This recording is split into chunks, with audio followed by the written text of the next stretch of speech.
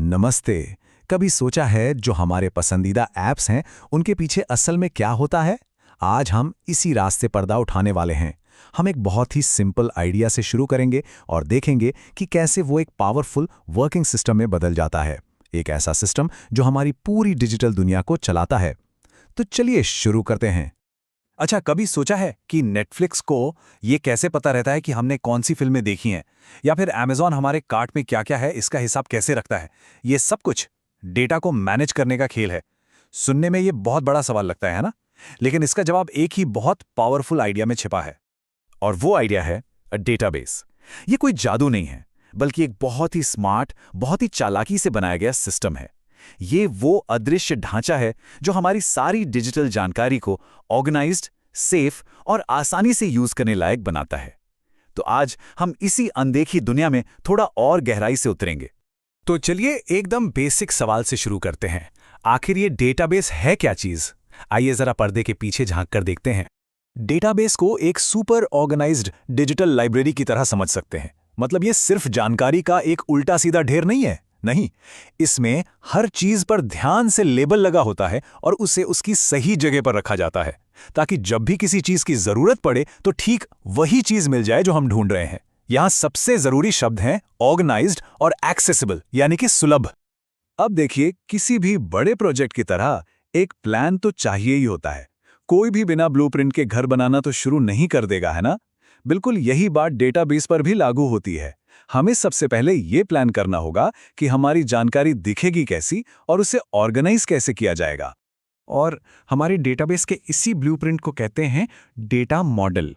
इसी स्टेज पर हम ये तय करते हैं कि हम कौन सी जानकारी स्टोर करने वाले हैं और जानकारी के ये अलग अलग टुकड़े एक दूसरे से कैसे जुड़ेंगे। समझ लीजिए कि ये हमारी पूरी सिस्टम की नींव है। चलिए इसे एक असल उदाहरण से समझते हैं। मान लीजिए कि हम एक छोटी स्टेशनरी की दुकान के लिए एक इन्वेंट्री सिस्टम बना रहे हैं। तो हमारा ब्लूप्रिंट कुछ इस टेबल जैसा दिखेगा। हम हर आइटम के लिए जरूरी जानकारी ट्रैक करेंगे, जैसे कि एक यूनिक आईडी, उसका नाम, कंपनी, कीमत और स्टॉक में कितने पीस हैं। अब यहां एक जरूरी सवाल उठता है, अगर हमारे पास एक ही कंपनी की दो एक जैसी नोटबुक हैं तो हम उनमें फर्क कैसे करेंगे? इसका जवाब है प्राइमरी की। इसे हर आइटम के लिए एक यूनिक सीरियल नंबर जैसा समझिए। ये पक्का करता है कि किन्हीं भी दो आइटम्स के बीच कभी कोई कंफ्यूजन ना हो। हमारी स्टेशनरी वाली टेबल में ये जो SID कॉलम है, यही हमारी प्राइमरी की है। हर नए आइटम को एक यूनिक ID नंबर मिलेगा जो उसे बाकी सबसे अलग बनाएगा। यही हमारे सिस्टम में ऑर्डर बनाए रखने का राज है। और हाँ, एक और जरूरी नियम, हर कॉलम सिर्फ एक खास तरह की जानकारी ही स्टोर कर सकता है। मतलब आप नंबर्स के लिए बने कॉलम में नाम नहीं डाल सकते। इसे डेटा टाइप कहते हैं। जैसे एम्प्लॉय नंबर हमेशा एक नंबर यानी इंट होगा, जबकि नाम हमेशा टेक्स्ट यानी वारचार होगा। इससे डेटा में एक रूपता बनी रहती है। ठीक है, तो हमारा ब्लूप्रिंट तो तैयार है। अब बारी है इसे बनाने की।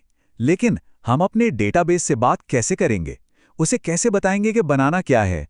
इसके लिए हम एक खास भाषा का इस्तेमाल करते हैं, जिसे SQL या स्ट्रक्चर्ड क्वेरी लैंग्वेज कहते हैं। ये डेटाबेस की यूनिवर्सल भाषा है। SQL के अंदर भी स्ट्रक्चर बनाने या बदलने के लिए खास कमांड्स होते हैं। इन्हें DDL यानी डेटा डेफिनेशन लैंग्वेज कमांड्स कहा जाता है। इनमें क्रिएट जैसी चीजें आती हैं, जिससे हम अपनी टेबल बनाएंगे, ऑल्टर जिससे स्ट्रक्चर को बदलेंगे और ड्रॉप जिससे उसे पूरी तरह हटा देंगे। तो हम अपने ब्लूप्रिंट को हकीकत में कैसे बदलते हैं? बस इसे एक सिंपल से SQL कमांड से।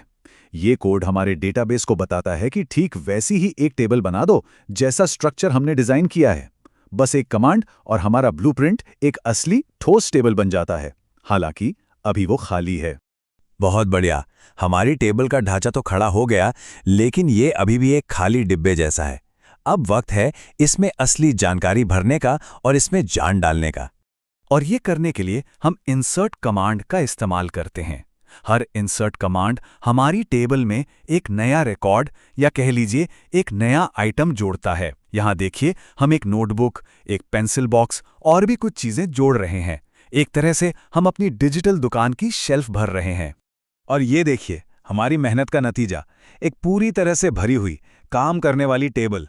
हमने एक आइडिया लिया, एक प्लान बनाया और अब हमारे पास एक ऑर्गेनाइज्ड डेटा सेट है जिसे हम इस्तेमाल कर सकते हैं। लेकिन एक मिनट रुकिए, ये सब कुछ मैनेज कौन कर रहा है? यहीं पे आता है DBMS, यानी डेटाबेस मैनेजमेंट सिस्टम। इसे हमारे डेटाबेस का मैनेजर समझिए। ये वो सॉफ्टवेयर है जो पर्दे के पीछे सब कुछ संभालता है, बनाना, मैनेज करना और उसे सुरक्षित रखना। तो सवाल ये है कि एक सिंपल स्प्रेडशीट की जगह DBMS का इस्तेमाल क्यों करें? क्योंकि ये हमें कुछ सुपर पावर्स देता है। ये डेटा की सिक्योरिटी पक्की करता है, डेटा में कंसिस्टेंसी बनाए रखता है ताकि कोई उलट-पुलट जानकारी ना हो, और सबसे ज़रूरी बात, ये हमें बैकअप बनाने और कुछ गड़बड़ होने पर डेटा को रिकवर करने की सुविधा देता है। यही चीज़ इसे एक स्प्रेडशीट से कहीं ज़्यादा मजबूत बनाती है। अब चलिए एक कदम और आगे बढ़ते हैं। असल दुनिया के एप्लीकेशंस में सिर्फ एक टेबल नहीं होती। ग्राहकों के लिए एक अलग टेबल हो सकती है, ऑर्डर्स के लिए दूसरी और प्रोडक्ट्स के लिए तीसरी। तो ये सब एक साथ काम कैसे करता है? ये अलग-अलग टेबल्स एक दूसरे से बात कैसे करती हैं? इसका जवाब छिपा है रिलेशनशिप्स में। डेटा अलग-अलग टापुओं पर नहीं रहता, वो जुड़ा हुआ होता है।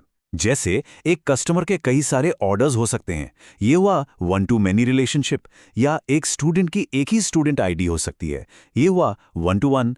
यही कनेक्शंस डेटा को असल में यूजफुल बनाते हैं। देखिए, टेबल बनाना और उसमें डेटा भरना तो ठीक है, पर हम इस डेटा का इस्तेमाल कैसे करते हैं?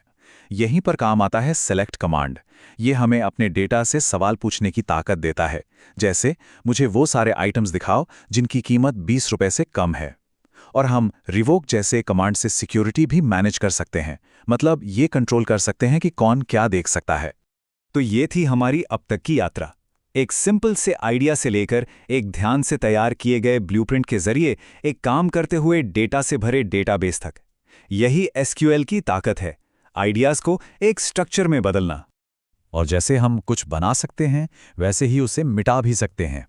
ये आखिरी कमांड, ड्रॉप टेबल, हमारी पूरी स्टेशनरी टेबल को खत्म कर देता है। ये एक डेटाबेस ऑब्जेक्ट की पूरी लाइफ साइकिल को दिखाता है, बनाना, इस्तेमाल करना और आखिर में डिलीट कर देना। तो अब इसकी बेसिक बातें पता चल गई हैं, एक आइडिया से एक स्ट्रक्चर तक, और फिर उसे डेटा से भरना। अब सवाल ये है, अगला क्या बनाया जाए? एक पर्सनल मूवी कलेक्शन, एक वर्कआउट ट्रैकर, या फिर किसी वीडियो गेम के लिए एक इन्वेंट्री? संभावनाएं सच में अनगिनत हैं।